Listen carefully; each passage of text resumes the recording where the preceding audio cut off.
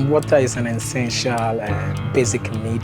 It's definitely a dream country. Seeing the faces of people happy when they see that you are providing them with quality water is a dream come true. I wanted to be part of this reform based on my experience as a child where I found it difficult to get potable water to drink, and also my experience, my academic experience that I had with the people of Boku in the northern region where they were not getting water. So as human, I realized that what can I do to assist the people in the rural sectors to get water? So this has been my drive into joining community water and sanitation agency. Joining the project, the RO project, I was proud to see how all four of the consortiums, that's CWSA, Safe Water, IRC, and then WhatsApp, really built a beautiful synergy working together as if they actually in one full company.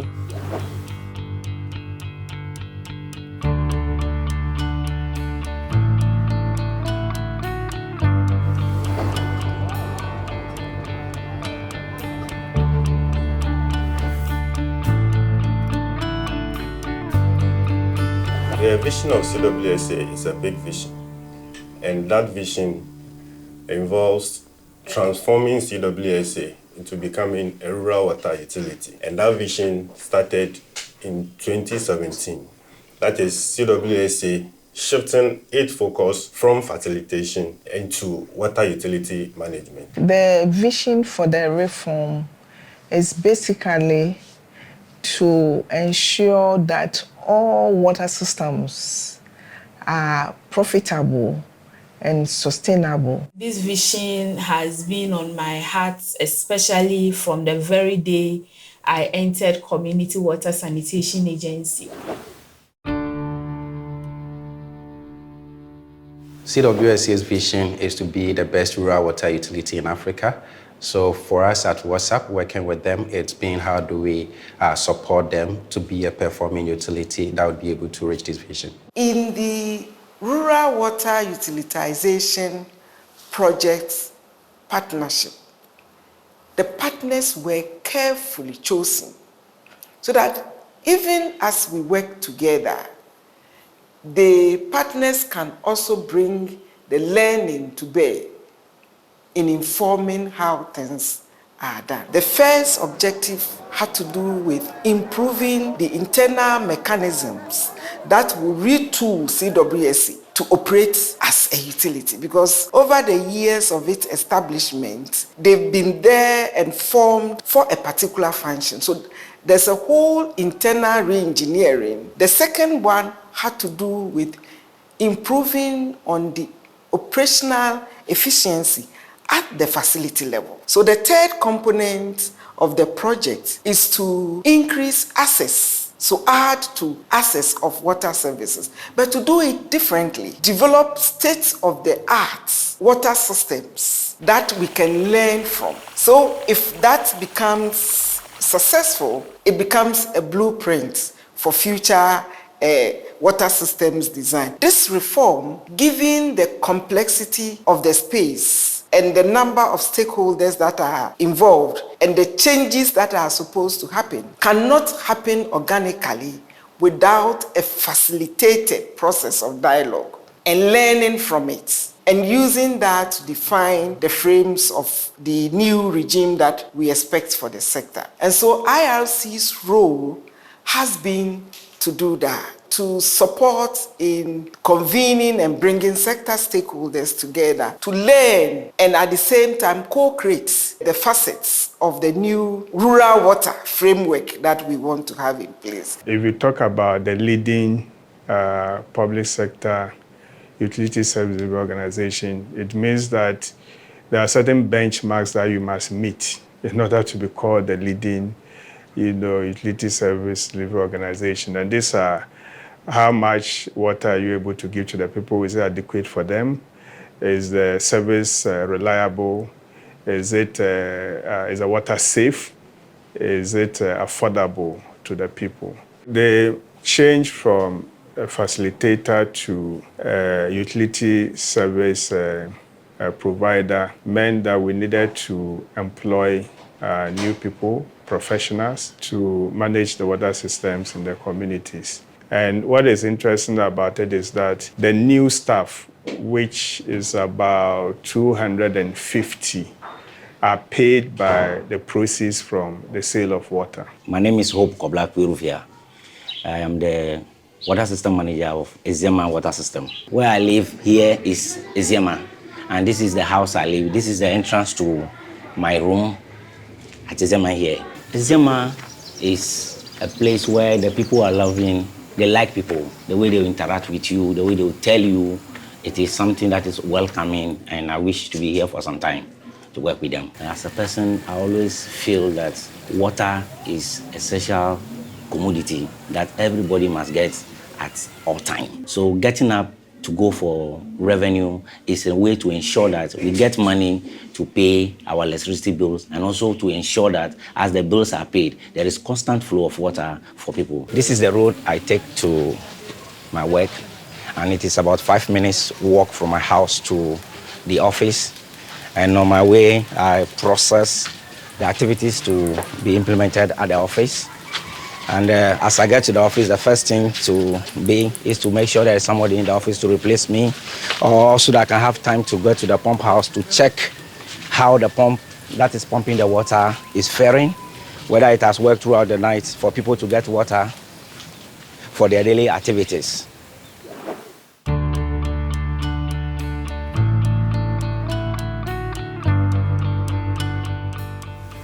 Our process started basically with what we call self-assessment from the utility itself, being able to really diagnose what their issues were, where they are, and then pursuant to that, we had what we call fresh thinking workshop to see where they want to go to, look at where they need to innovate, and based on that, we're able to prioritize a number of works with them to see where that goes. The project has really changed my knowledge, the way I do things, and then even the way I think. We did a leadership training workshop in Kumasi, and it was through this training I realized that it is not only about you, the leader. Now my confidence has improved. The way I see things, the way I enter community, the way I deal with stakeholders have really changed. For the extension and commercial department, I expect that we provide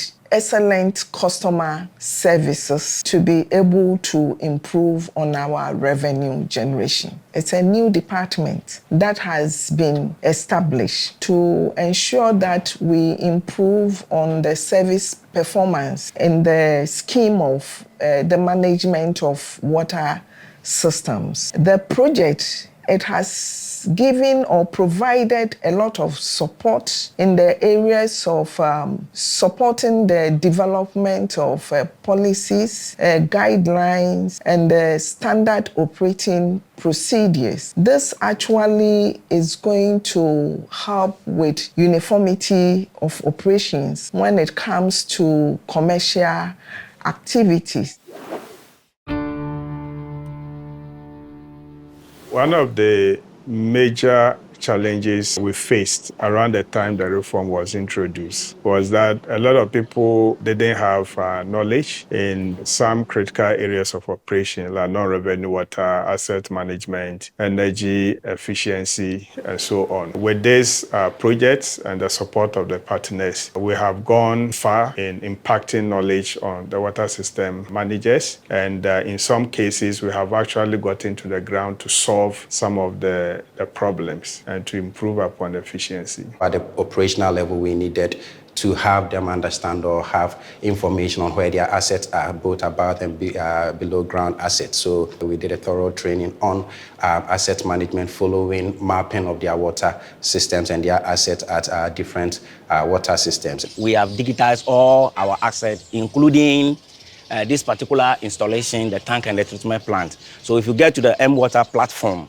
you will see this installation, the tank and the treatment plant of Eziama Water System, well captured in the M-Water platform as a result of the training WhatsApp undertaken for us. In a nutshell, I would say that the M-Water has been of great help to the region. So far from here, we can sit in our office, by the click of a button, we are able to know everything on our water system in terms of infrastructure.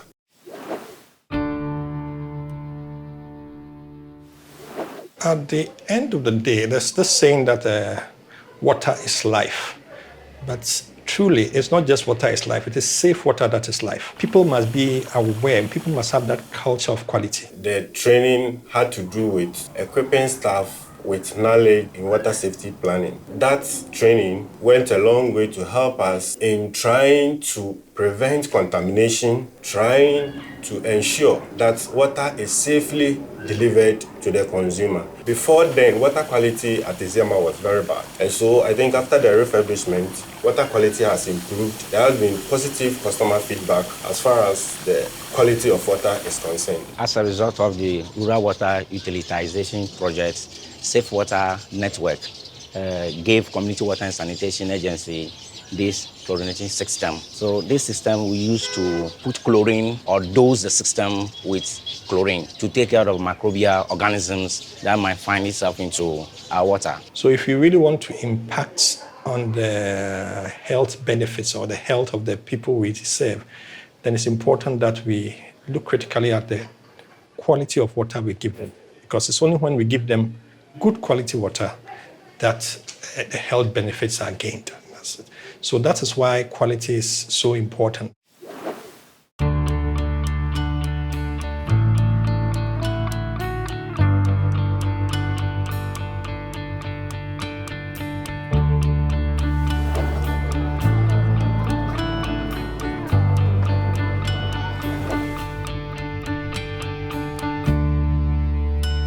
Now, at this juncture, a critical thing that we need to look at is our human resource. We are now into utilities, and in utilities, we need new skill sets. How is CWSA going to support their staff administratively and build their capacity as well? How would management and staff of CWSA embrace the use of technology in improving processes, improving all the activities that we do in CWSA? How can we work together to seek funding to improve upon our water system infrastructure? When will CWSA have an approved policy document to help guide its work going forward? Will CWSA back their quality department with sufficient funding so that they can meet the quality standards as well as the WHO guidelines? We cannot stay in the transition phase of the reform forever. We need to bring it to a logical conclusion. And we need leadership from governments to make it happen.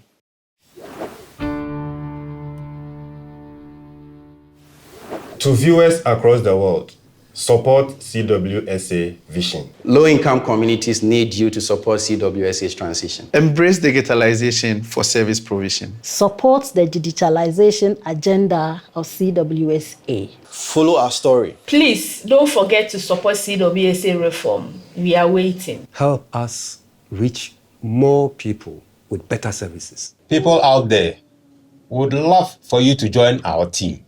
We are now a new set. Please get on board. We've talked enough. Let's do something. We need funding for this transformation. Support us. Hey, everyone should support CWSA reforms for sustainability of water system management. You have no other choice. Support CWSA to provide water for rural communities in Ghana. Systems leaders drive change. Be part of the reforms to transform the water sector of Ghana.